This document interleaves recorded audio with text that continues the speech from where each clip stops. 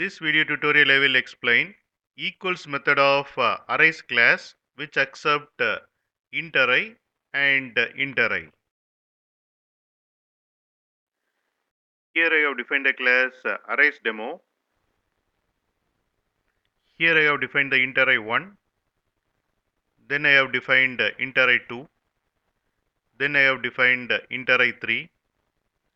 Then I am calling equals method of arrays class and passing int array 1 and int array 2.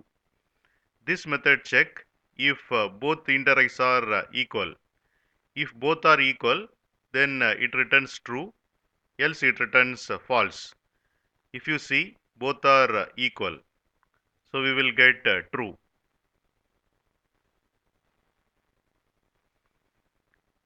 Here I am calling equals method of arrays class and comparing int array 1 and int array 3.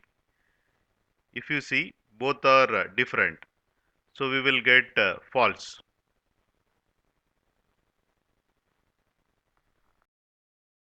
You can get Java source code link from the description of the video. In mobile, to see the description, click on this icon. It will expand like this, and here you can see the description. It contains Java source code links. Click on these links to get the Java source code.